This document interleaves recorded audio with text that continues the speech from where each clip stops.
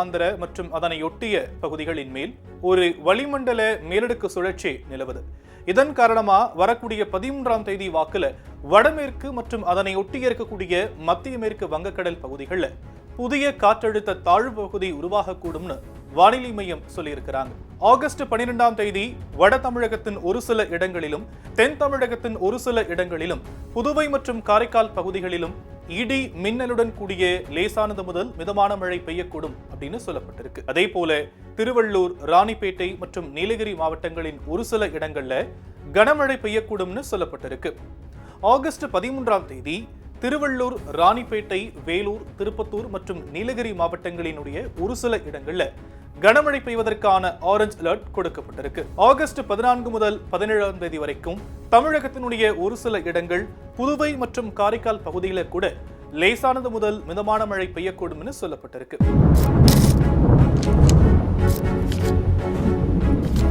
சென்னை மற்றும் புறநகர் பகுதிகளுக்கான வானிலை முன்னறிவிப்பை பொறுத்தவரை நாளைய தினம் வானம் ஓரளவு மேகமூட்டத்துடன் காணப்படும் அப்படின்னும், நகரினுடைய ஒரு சில பகுதிகளில் இடி மின்னலுடன் கூடிய லேசானது முதல் மிதமான மழை பெய்ய வாய்ப்பு இருக்குன்னு சொல்லப்பட்டிருக்கு. வெப்பநிலையை பொறுத்த வரைக்கும் அதிகபட்ச வெப்பநிலை 35 36 டிகிரி செல்சியஸ் ஒட்டியும், குறைந்தபட்ச வெப்பநிலையா 26 27 டிகிரி செல்சியஸ் ஒட்டியும் இருக்கக்கூடும்னு வானிலை மையம் சொல்லியிருக்கிறாங்க.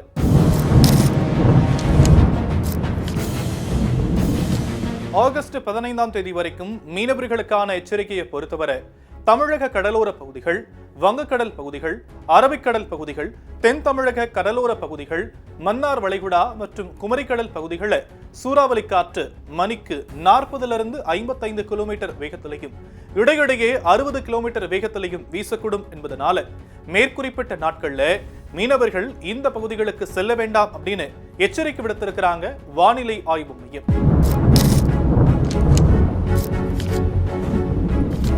கடந்த 24 மணி நேரத்திற்கான வானிலை நிலவரத்தை பொறுத்தவரை தமிழகத்தின் தென்மேற்கு பருவமழை மிக தீவிரமா இருந்திருக்குன்னு சொல்லப்பட்டிருக்கு.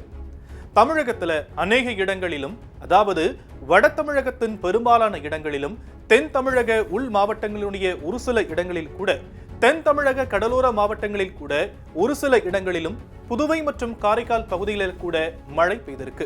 வெப்பநிலையை பொறுத்த வரைக்கும் மதுரை விமான நிலைய பகுதிகளில் 36.5 டிகிரி செல்சியஸும், குறைந்தபட்ச வெப்பநிலையை பொறுத்த வரைக்கும் கரூர், பரமத்தியில 21.0 டிகிரி செல்சியஸும் பதிவாகி இருக்குன்னு சொல்லப்பட்டிருக்கு.